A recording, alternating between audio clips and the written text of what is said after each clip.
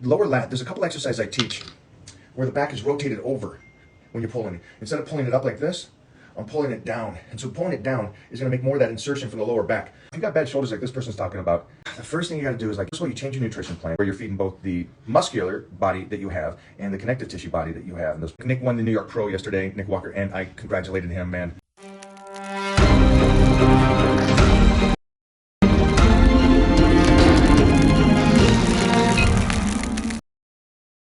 What's up, everybody? Hope you guys are having a great day.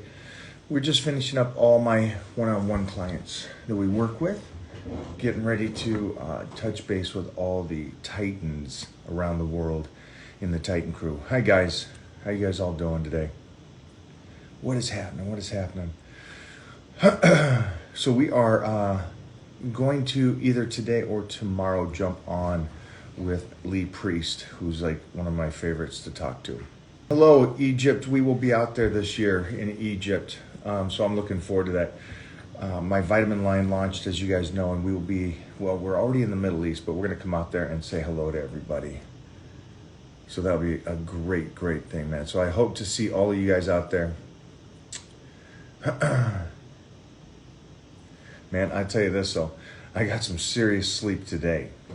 It's one of those things. You guys know that as I'm coming out of this extreme dieting, you got to come out slowly. And we're coming out slowly, but even when you come out slowly, man, it's tough to continue because we push such heavy weight, and we're doing the 9-week power bodybuilding right now, which is great and fun. Trust me. I mean, I don't know if you guys are anything like me, but man, there's nothing better than just that pressure. Nick won the New York Pro yesterday, Nick Walker, and I congratulated him, man. So happy for him. He's a good kid. He's a nice guy, and just I like him because he trains like a beast. So I think it's great.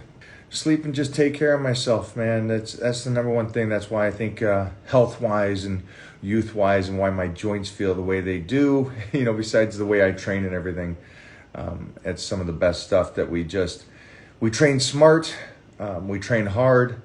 But it's always smart first. That's the main thing. Hello, Mexico. Hola, ¿cómo está? But I cannot wait to get overseas. We are doing Dubai is first. The Middle East is first. Just let me clean that out. So Dubai is first, Middle East, and then on over to Egypt.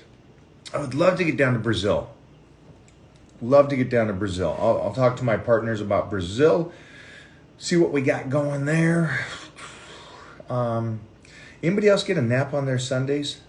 I think I actually got 2 naps. I took a nap with Baby Titan. I took a nap before Baby Titan, and then I took a nap with Titan. So it was pretty good. Okay, so one of the questions just now was lower lat connection. So lower lats, a lot of people are going to be trying to do the stuff like lower lat. There's a couple exercises I teach where the back is rotated over when you're pulling it. Instead of pulling it up like this, I'm pulling it down. And so pulling it down is gonna make more of that insertion from the lower back. So when you pull it down in, you're tucking it in. So even though you're here, it's still the lower lat that's connecting in on it. So that's how you wanna pull it. And so don't pull the weight down like this, because that's gonna be mid and upper back. So try to pull it so you're arched forward and pulling down. That's going to be your lower back in that connection. Now again, obviously you're probably doing stuff of, so one thing, do the 1-arm rows is going to help with the lower lat. But here's the main thing. When you do that 1-arm rows, don't do it like you're seeing everybody do it on social media. They are not doing lower lats. They're just swinging the weights. They're just moving through it again. So this goes back to one of the videos I just put up. It's more important how you do the exercise than you do the exercise. So just try to go check that video out on YouTube. You guys are gonna love that. Let me see if there's some more questions. But that lower lat question was a great question because so many people cannot connect to that lower lat and that insertion. Well, I think there's so many morons on IG trying to teach about lifting is because in their mind, when they look in the mirror and they see this 120-pound guy and there's a line somewhere or a shadow, they go, oh, I'm muscular, I can teach everybody.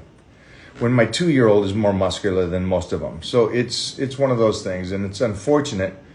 And we were talking about this the other day, is back in the 70s and 80s when I started doing this, I had to really watch. I didn't ask questions. I watched and I looked at the magazines, and then I attempted things.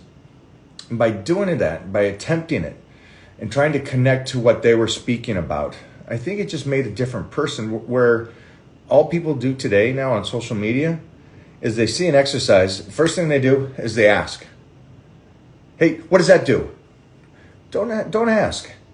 You saw something, go to the gym the next day, attempt it, try to dissect it and see where you feel it, and then come back and then ask the question if you didn't actually connect to it. I think that's the smartest way to do it. But people today, just mostly the kids today, they see something, they ask, they want it answered, which doesn't do anything for anybody. Because first off, most likely you won't even go do the exercise, because you're asking to ask and think that it might be a trick or something like that, and it's just, there's no sweat equity. There's no effort on putting it into it. And that's, I think, what's unfortunate about social media. But the great thing about social media is you get to block those people. And then also you get to follow the people that not just done it. And here's the great thing about you guys. Everybody that's watching this, you guys can actually see the guys that came up, did it, and then afterwards succeeded and went further. And then you can dissect and go, well, this makes sense to me. This guy, the way he's teaching and understanding it, not only did he do it, but he's helped people do it that way. And he didn't just crumble after competing or something like that. And so social media's been around long enough to where you can look at guys and go, well, sure, he looked good in his 20s, but then by the time he hit 30, he looked like terrible and he never got back in shape. So there's something missing there. There's something that doesn't make sense. And that's why I love like Robbie Robinson or Lee Priest and stuff. These guys are still monsters. Kevin Larone, Dennis James, all these guys, Victor Martinez, they were great as kids, complete champions, and then continue to look great and stay in shape. So those are the guys I would really pay attention to. I know you guys are very interested in seeing the exercise, right? And you want to see the exercise and why are you doing the exercise? Here's my recommendation though. I'm on there with people like Mark Bell and Victor Martinez this last week and Chris Duffin. There is so much knowledge from these guys and insight on how to do things. And those videos I know are overlooked. And I fully understand maybe you just don't want to watch a couple guys talking. I understand that. I do. But there's such knowledge there for you guys so you guys can set yourselves up to be incredible champions by just listening to some of the insight that they talk about. So again, I'm at a different stage than you guys. I love watching a successful person like Chris Duffin talk about what got him there. Victor Martinez, what got him there. And not even just what got him there. My curiosity is, I know what got most people there, that intensity of wanting to be the very best. But after you're that great, what kept them going? That's the stuff I love. Because that's like the thing that I can't get out of my system. It's like I bleed this stuff. I love to go train. I love to go do this. I was having a great talk with Devin. You guys know who Devin is, right? Badass arm wrestler. So Devin and I were talking, and what a nice gentleman. Just a pure heart, great soul. But we were talking about how we both love the pressure that's on the body when you're lifting or going against a man or grinding the head, as we would say in wrestling. When you grind in another man's head and you take his will, man, there's something really addictive about that and awesome. So I know you wrestlers out there understand what I'm saying, man. It's just an addictive thing to take another guy's soul when you're wrestling or doing some martial arts or lifting. So yeah, we're talking about naps earlier today and it's like, man, I had 2 naps. I took a nap, Titan didn't take a nap, and then I took another nap with Titan, and I needed that today.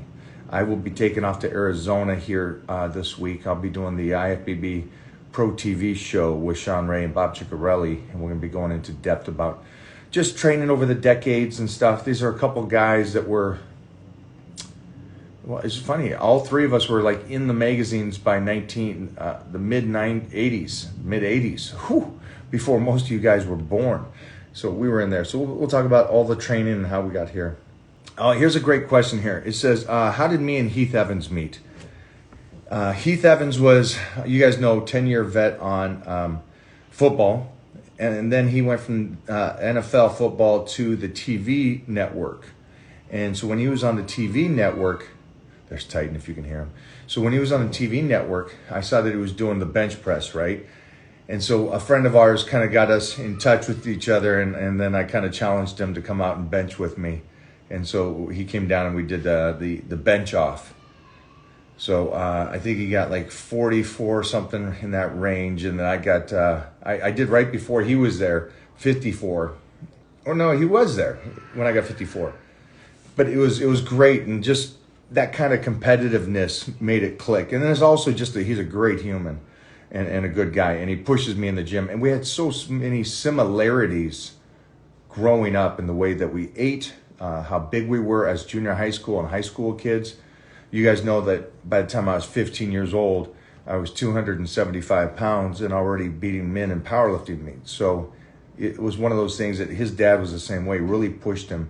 And that's why he got to be such a stud football player. So that's how Heath and I met.